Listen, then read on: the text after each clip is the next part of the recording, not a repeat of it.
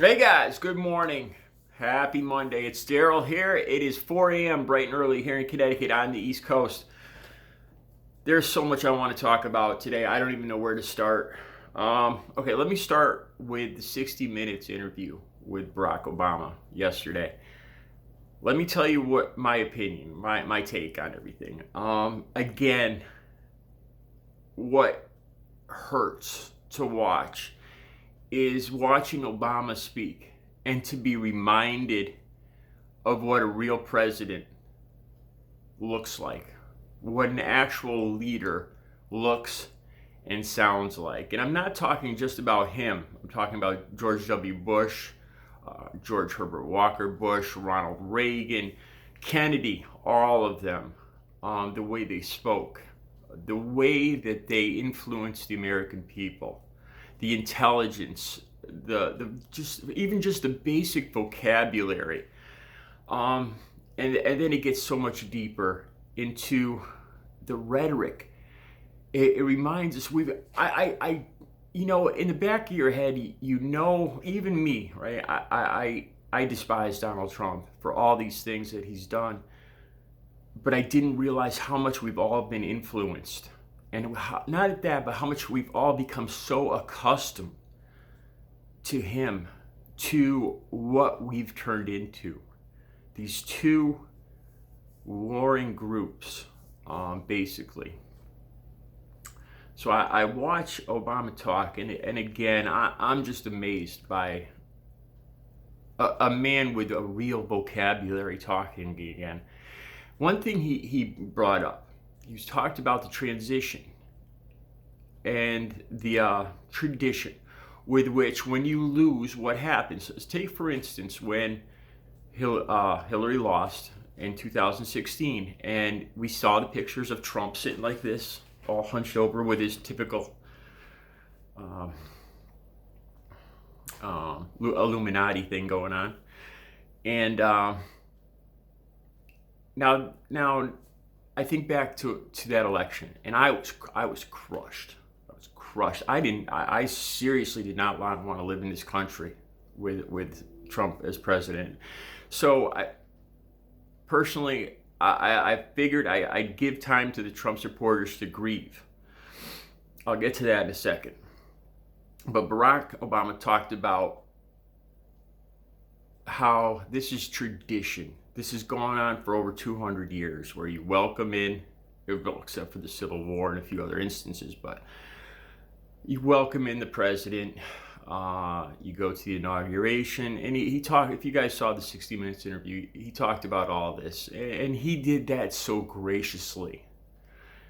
And you look at what's going on now with this fat turd golfing out at his golf courses every day, and these tweet storms, these non-stop whining, baseless allegations. Just the comparison yesterday was crushing.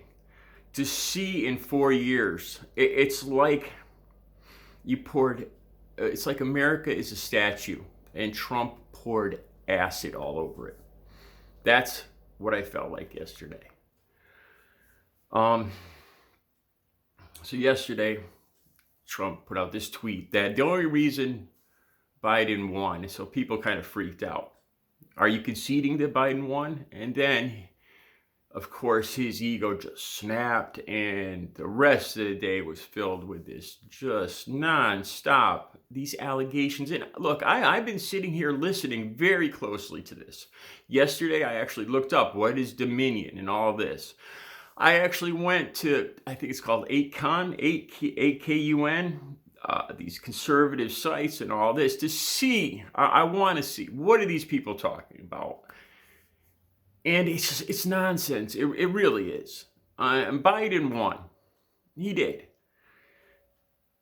These allegations are baseless. So not only are they baseless, but they don't even make any sense. If you add up the electoral votes, Trump doesn't even have a chance. These votes are done and settled and counted in the rest of the states.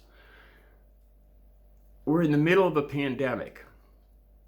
and it's just getting insane. I saw pictures of food lines in Texas yesterday with hundreds of cars in Texas lined up to get groceries and food. And I thought about these are the people that are still voting for Donald Trump. MAGA, lined up for groceries and food. Again, with the toilet paper and the cleaning supplies getting cleared off the shelves. And this hissy fit going on in the White House. Just listening to Obama yesterday.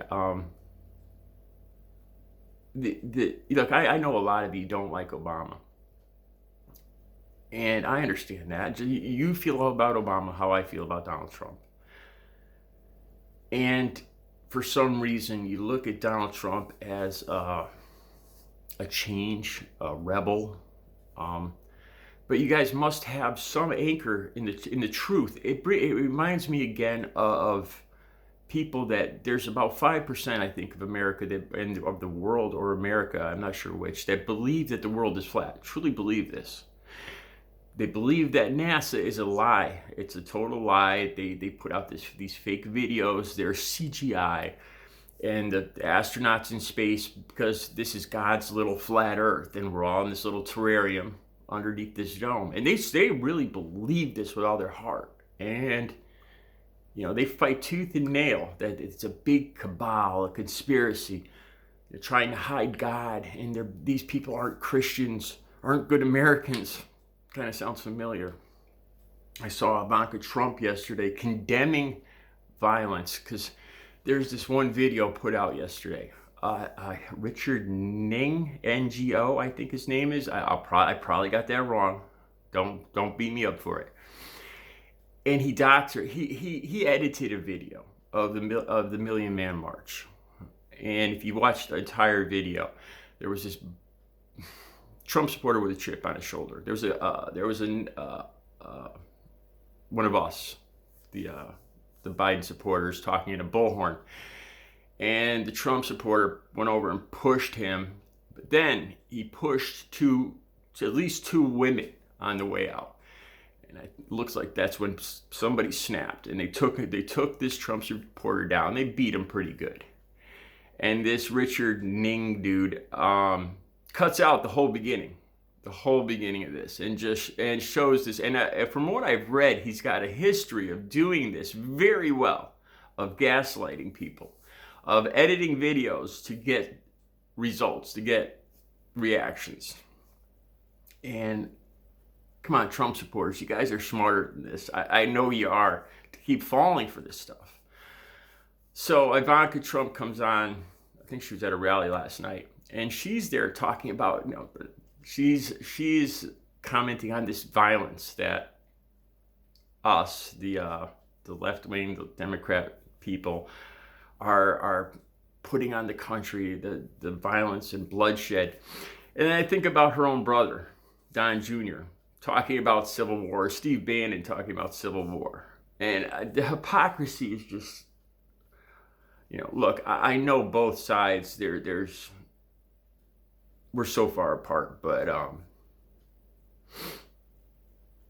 I hope this is a return to, not a return to where we were, but just a step forward back to a reality-based America. I don't understand how these Trump supporters, these people that still insist on this stop the steal thing, how they can persist. Like I was saying, I was broken after Hillary lost. I didn't know how I was going to survive 4 years of Donald Trump, but I did.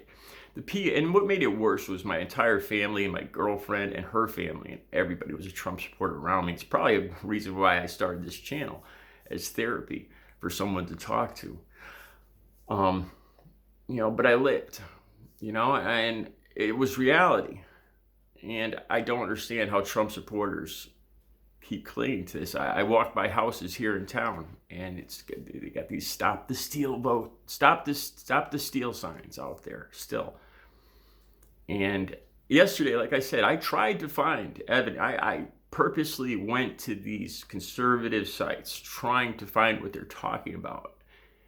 And I found some that got my interest, some of these claims. But the more you look into them, they're shallow. They're shallow claims. You see the holes in them right away. If you really look at them, you see the holes.